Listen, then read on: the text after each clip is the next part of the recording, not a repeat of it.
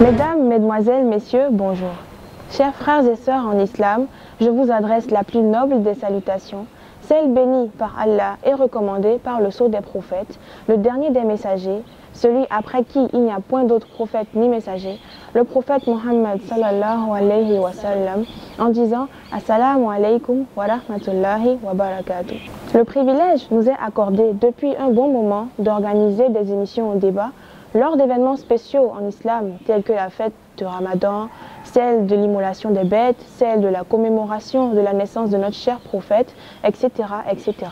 Ce qui nous permet d'expliquer, de détailler, voire d'éclaircir le bien fondé de ces événements. Ainsi, à l'orée du mois de Ramadan, mois le plus béni chez tous les musulmans, nous nous retrouvons ce jour autour de ce plateau, dans cette même optique, celle de discuter du thème que nous avons intitulé « Spécial Ramadan », avec pour grande particularité cette fois-ci d'accentuer le débat sur la purification et le repentir. D'autant plus que le constat est frappant chez nous au Bénin que le mois de Ramadan est le mois au cours duquel bon nombre de nos frères et sœurs musulmans se repentent de leurs plus grands péchés et se purifient de leurs odieuses habitudes. Mais seulement c'est avec aise qu'ils y retournent une fois le Ramadan terminé. Espérant que cette émission sera riche en culture islamique, nous allons vous présenter nos éminents invités. À commencer par ma droite, nous avons ma sœur Rosina Ibrahim, élève à l'école coranique Imadouddine de Dédoko et également élève au complexe scolaire Nadézé. Bonjour ma chère sœur, comment allez-vous? Ça va bien, merci. Merci pour l'invitation. Et à ma gauche, nous avons notre frère Abdul Ghani Deba, élève à l'école coranique Imadouddine al-Islami et aussi élève au complexe scolaire protestant de Béthanie. Comment allez-vous? Je vais bien, merci pour votre invitation. Alors, sœur Rosina, faites-nous un bref aperçu sur le bien fondé du mois de Ramadan. Merci madame la journaliste. Merci non seulement pour cette initiative, mais également et surtout pour tout ce que vous êtes les responsables de cette chaîne faite pour l'évolution de l'islam au Bénin. Qu'Allah vous le récompense au centuple et à tous ceux qui comme vous empruntent la même direction. Je ne saurais répondre à votre question sans remercier d'abord Allah, le Tout-Puissant, et ensuite saluer tous ceux qui nous suivent à travers le petit écran en ce moment et tous ceux dont la présente émission sera profitable. Ma modeste réponse à votre question est le rappel de la parole d'Allah illustrée dans le glorieux Coran dans la sourate Al-Baqarah lorsqu'il dit A'udhu billahi minash shaitanir rajim. Bismillahirrahmanirrahim. Ya ayyuhallazina amanu kutiba alaykumus siyam kama kutiba alal ladzina min qablikum la'allakum tattaqun, qui signifie ô les croyants, on vous a prescrit le jeûne du mois de Ramadan comme on l'a prescrit à ceux d'avant vous. Ainsi atteindrez-vous la piété. Dans ce verset, deux éléments donnent la réponse au bien fondé du jeûne du mois de Ramadan, lesquels sont la prescription et la piété. Primo, le jeûne du mois de Ramadan est une prescription à tout musulman conscient et en bonne santé. Secondo, cette prescription doit aboutir à la piété. Ainsi, tout musulman qui observe le jeûne du mois de Ramadan et dont la prescription et dont la piété n'apparaît pas dans ses faits et gestes ne fait que s'affamer pour rien. Voilà en quelque sorte ce que je peux répondre à votre question. Merci bien à vous. Frère Abdul Ghani, au vu de la réponse fournie par la sœur Rosina, ressortez-nous les comportements que doit adopter le musulman avant, pendant et après le jeûne du mois de Ramadan. Alhamdulillah, wa salatu wa salam ala rasulillah. Louange à Allah, paix et bénédiction d'Allah sur le prophète Mohammed. Sallallahu alayhi wa sallam. Vous savez, en ce qui concerne le comportement que doit adopter le musulman avant, pendant et après le mois de Ramadan, je crois qu'il n'y a pas de question à se poser. Car le fidèle, avant tout, jeûne parce que c'est une obligation pour lui et ensuite parce qu'il veut atteindre la piété. Il doit donc pour ce faire être exemplaire dans tous ses faits et gestes quotidiens, puisqu'en réalité, une habitude malsaine annule son jeûne, comme la sœur Azina l'a su bien mentionner dans son intervention. Alors, de vos deux interventions, nous pouvons déduire que deux éléments fondamentaux caractérisent le bien fondé du mois de Ramadan. Il s'agit bien sûr de la prescription, qui est l'obligation de jeûner, et de la piété, qui est l'aboutissement de cette obligation, sans quoi le jeûne est de nul effet. Alors, sœur Rosina, au vu de vos deux explications, je crois que le thème du jour sur la purification et le repentir a été bien choisi. J'aimerais que vous nous expliquiez ce que signifient ces deux expressions, à savoir la purification et le repentir, avant que nous n'entrions dans le vif du sujet. À mon humble avis, la purification a un sens plus large que le repentir. Je dirais même que le repentir est inclus dans la purification.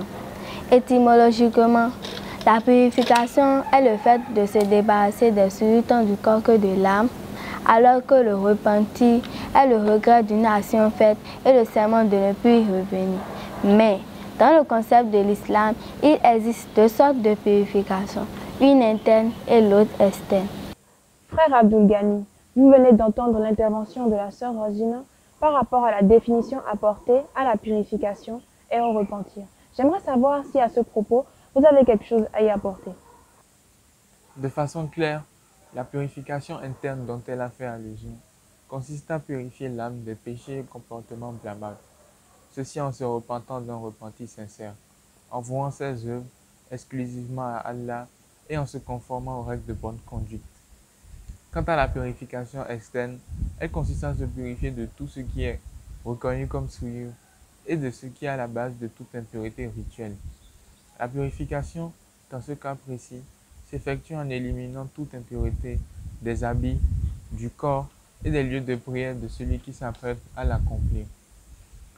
Alors que la purification de l'impureté rituelle s'effectue en faisant des purifications mineures ou majeures.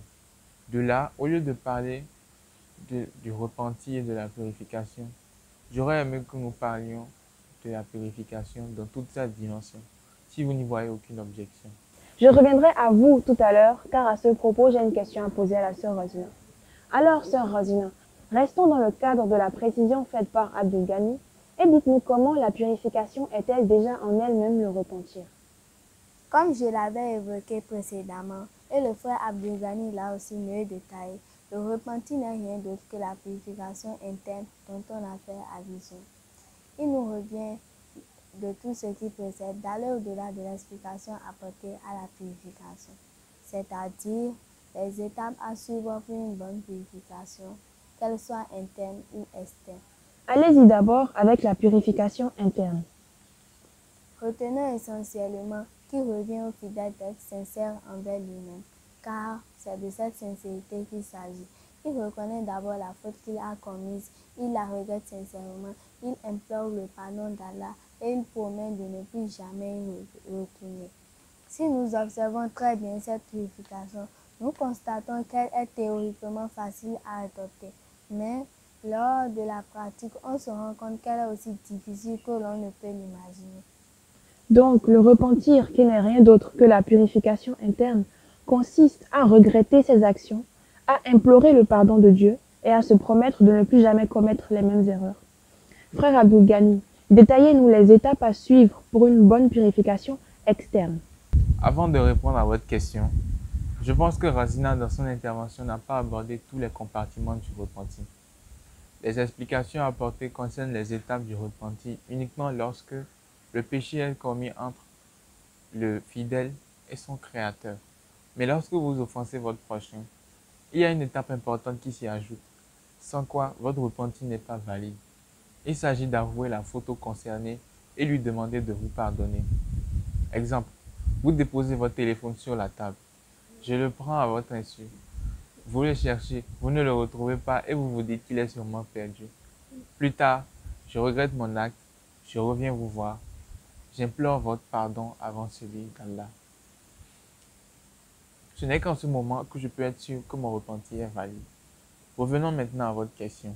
La purification externe est celle qui consiste, comme je l'ai dit d'abord, à se purifier de la souillure et de l'impureté rituelle. Encore que l'impureté rituelle s'absout en faisant des purifications mineures ou majeures. Cette purification nous a été prescrite par Allah l'exalté dans son livre saint. Je cite A'ouz billahi minash shaitanir rajim, bismillahir rahmanir rahim. Inna Allah yuhibbu tawwabina wa yuhibbul mutatahhirin. Qui signifie Allah aime certes ceux qui se repentent et il aime ceux qui se purifient. Dans un autre verset, précisément la sourate Al-Maïda à son verset 6, Dieu dit Je cite A'udhu billahi minash shaitanir rajim. Bismillahirrahmanirrahim. Wa in kuntum junuban fatahharun. Qui signifie et si vous êtes pollué, alors purifiez-vous. Et enfin, Dieu dit dans la sourate Al-Maïda, Al-Mudaththir, pardon, Wa thiyabaka fatahhir. Et tes vêtements, purifie-les. Au regard de tous les versets que je viens de réciter, nous pouvons retenir que quand nous sommes en état d'impureté, nous devons obligatoirement nous purifier, d'où l'intervention de la purification externe. Deuxièmement, quand nos vêtements sont souillés, nous devons les purifier et nous devons également, pour finir, purifier nos lieux d'adoration. Voici les moments où intervient la purification externe. Donc, pour récapituler, nous pouvons retenir que le repentir, qui n'est rien d'autre que la purification interne, est de deux ordres. Premièrement, entre le serviteur et son créateur, et deuxièmement, entre le serviteur et son prochain. Aujourd'hui, où nous célébrons partout dans le monde entier la fête du mois de Ramadan, c'est sûr que dans d'autres contrées, il y a certains qui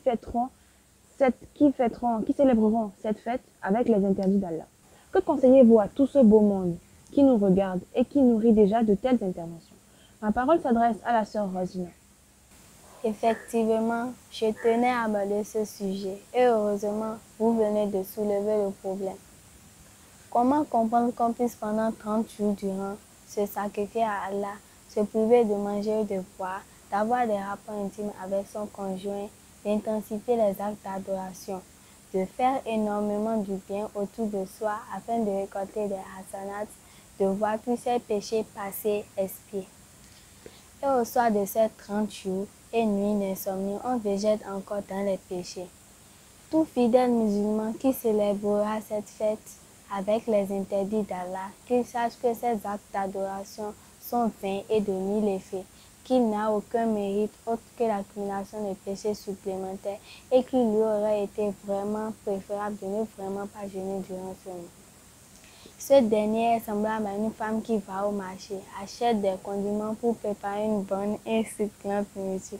Une fois cette nourriture est prête, elle y verse du sable dedans. Vous admettez ainsi que tous ces efforts pour préparer cette nourriture auraient été vains. La régie me signale déjà que le temps qui nous est imparti tire à sa fin. Pour cela, nous allons nous arrêter sur le peu qui a été dit. Mais nous ne saurions mettre un terme à cette émission sans recueillir vos mots de fin. Alors, frère Abdelghani, faites-nous donc part de vos mots de fin. Mots de fin, je voudrais rappeler à mes frères et sœurs que le mois de Ramadan est certes terminé. Retenez que les bonnes œuvres ne le sont pas. Elles demeurent bien au-delà de ce mois. Accrochez-vous à la prière, faites du bien autour de vous. Suivez les prescriptions divines et les recommandations du prophète. Vous avez pendant 30 jours délaissé les mauvaises actions. Alors tâchez du mieux que vous pouvez de vous en éloigner. Retenez que ce qui est permis pendant le mois de Ramadan l'est aussi permis dans les autres mois. Et ce qui est interdit est également interdit dans les autres mois. Pour finir, je voudrais souhaiter à vous, mes chers parents, une bonne, heureuse et bénie fête du mois de Ramadan, surtout dans le halal. Kullu amin wa antum bi khair. J'ose croire que vos conseils seront pris en compte par nos téléspectateurs qui nous suivent en ce moment. Sœur Rosina, vous avez la parole. Merci beaucoup à vous, ma sœur Yasmine. Moi, je vous encourage pour tout ce que vous faites pour l'avancement de l'islam au Bénin. Je voudrais aussi remercier le promoteur de cette chaîne, El Hadj Nassirou Alao, nos encadreurs, M. Moutmaïn Sadiq et Imam Abdul Wahab Alao. Vos efforts pour nous garantir un avenir meilleur ne seront pas vains. Puisse Allah vous en récompense au-delà de vos attentes, qu'il vous couvre de sa miséricorde, de sa bénédiction et vous accorde la paix et la réussite dans toutes vos entreprises. À l'endroit de nos parents, je prie à Allah qu'il vous accorde la pleine santé, la longévité et fasse de nous leur fierté et celle de la communauté musulmane. Je finirai en disant à l'endroit de tous, Eid Mubarak. Je vous remercie. Nous voici au terme de cette émission qui, j'ose croire, aura été bénéfique pour tous ceux qui nous ont suivis aujourd'hui. Je prie Allah de nous faire vivre des dizaines d'autres fêtes de Ramadan sur terre, dans la santé, la prospérité, la sérénité et la piété. Que la paix, la bénédiction et la miséricorde d'Allah soient sur le prophète Mohammed sallallahu alayhi wa sallam, sur ses compagnons et sur tous ceux qui leur auront emboîté le pas jusqu'au jour de la résurrection. Nous disons merci à tous nos sponsors. Et particulièrement à El Hadj Kabirou Latunji, à El Hadj Abdulrahman Sanoussi, à El Hadj Shakirou Latunji. Merci à El Hadja Rokoyat et à El Hadj Moussa Dorego. Merci également à notre cher Ayouba Tidjani qui ne cesse de nous prodiguer des conseils. À toute l'équipe technique, nous faisons montre de toute notre gratitude. Sans oublier le directeur général de notre centre coranique Imaduddin, El Hadj Moussa Hassan, et à son représentant El Hadj Maolaya Moussa. Et à vous, mes très chers téléspectateurs, je vous prierai de vous abonner à notre chaîne YouTube, d'activer la cloche de notification afin de recevoir en temps réel nos prochaines émissions. Merci beaucoup et à la prochaine à vous. Assalamu alaikum wa rahmatullahi wa barakatuh.